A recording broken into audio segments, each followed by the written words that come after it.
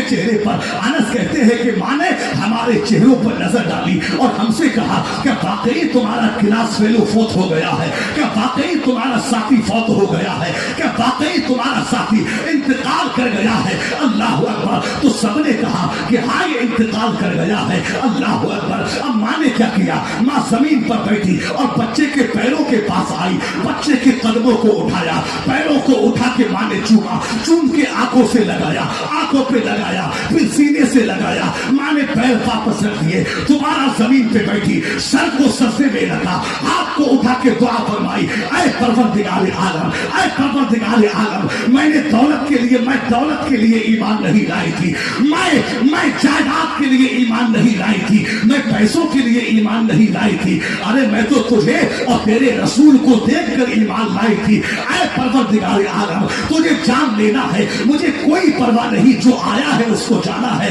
मुझे कोई शिकवा नहीं है, मगर ऐ परवरदिगार आलम, मैंने सारे रिश्तेदारों को छोड़ दिया, मैंने सब कुछ छोड़ दिया, मायका छोड़ दिया, ससुराल को छोड़ दिया, मैंने अपने रिश्तेदार काफिरों को छोड़ दिया, इसलिए कि उनके दिलों में आपकी नफरत थी, उनके दिलों में कुफ्र भरा हुआ था, मैं उनको छोड़ करके आई हूँ। अब वो सारे मुझे ताना देंगे, सारे मुझे ताना देंगे, क्या ताना देंगे, ऐ परवरदिगार आलम, वो मुझे ताना देंगे, अरे तूने कलमा क्या पढ़ा कि तेरा बेटा ही फौत हो गया।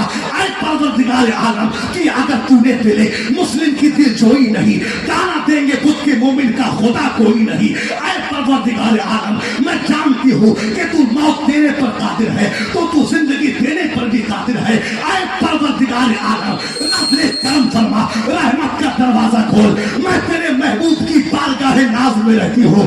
अनस बिन मालिक कहते हैं, माँ ने दुआ मांगी, हमने मस्जिद नबवी के शहर में एक अजीब नजारा देखा, एक माँ ने हाथों को उठाया, बेटा उठ के बैठ गया, बेटे ने कहा अल्लाह सच्चा है, रसूल सच्चा है, कुरान सच्चा है, ये मस्जिद नबवी ये सच्चों का घर है। अल्लाह अकबर। जब बेटे ने ये कहा सब लोग हैरान हो गए, ऐ मीरापुर के मुसलमानों, क्यों बाबाओं के पास भागते हो, क्यों मियाओं के पास भागते हो, क्यों चक्कर मारते हो पंडितों के पास में।